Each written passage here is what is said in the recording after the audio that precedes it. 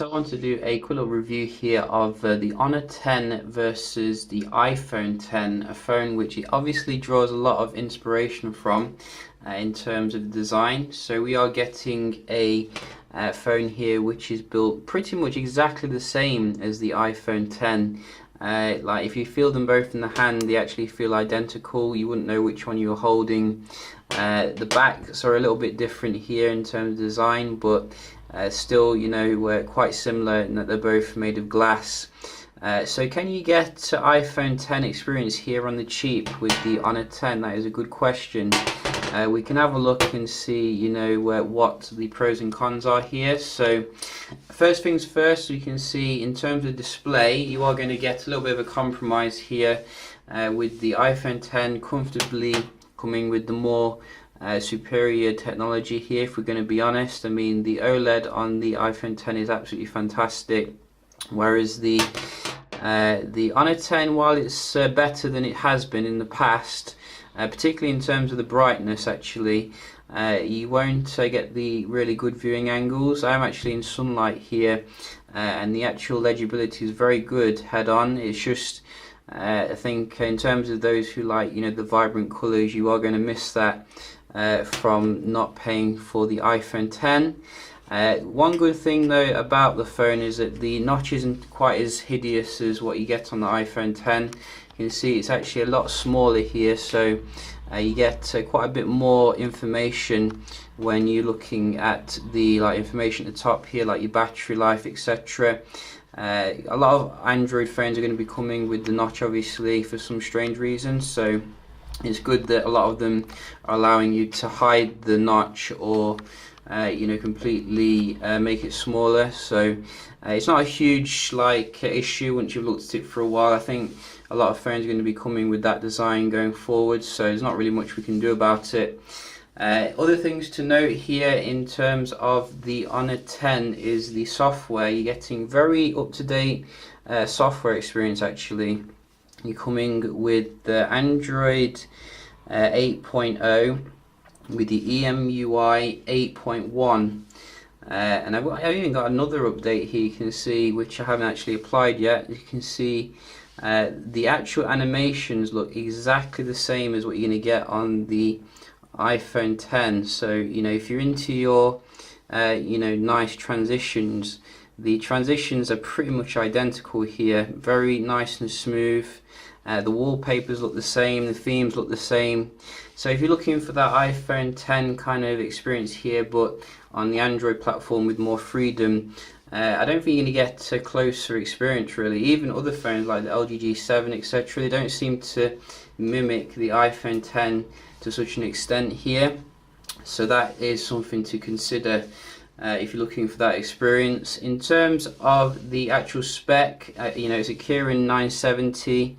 You're not going to get any issues in terms of performance. It's not even really worth talking about performance nowadays, because they're all very good in terms of the day-to-day performance. I've been running some games on it, etc., and it seems to run all the modern ones as good as you'd expect.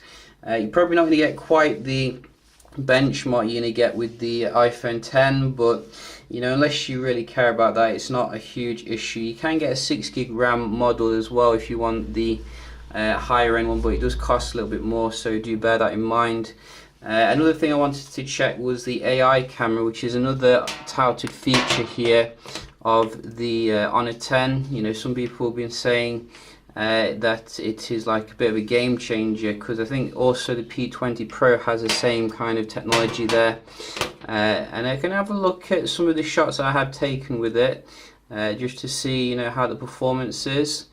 I've got to say, I think it takes very nice shots in general, but I think the reduced price that you're paying for the Honor 10 does show some lack of, shall we say, realistic shots compared to the iPhone 10.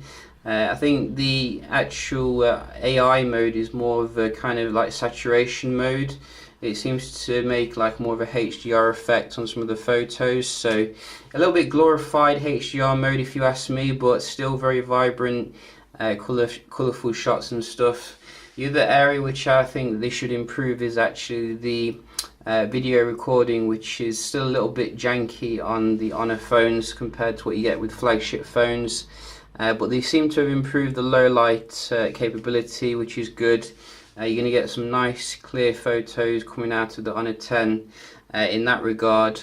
So it's a good camera. Again, you know, I'd say it's comparable with what you'd call a budget flagship, but it's not going to get you the same level of quality experience you're going to get with the real stuff here, but you're going to have to pay for that, obviously.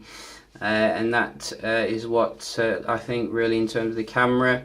The other things to note here, obviously you do get a fingerprint scanner at the front here. That can be a lot easier to use than the iPhone 10, which doesn't have a fingerprint scanner.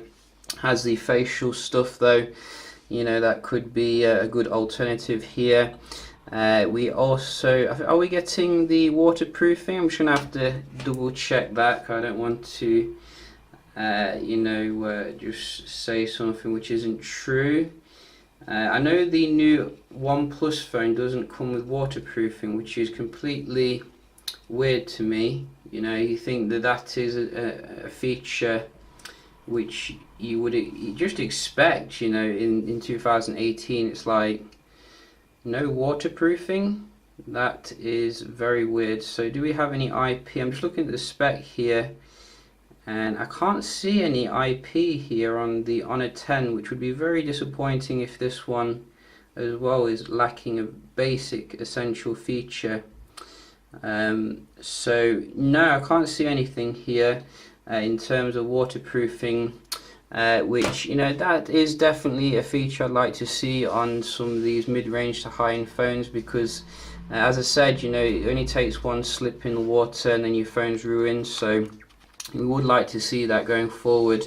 I think the battery is a little bit bigger though on the Honor 10, 3400. So if you're a battery beast, then this should last you, I think, a little bit longer than the iPhone 10 going forward.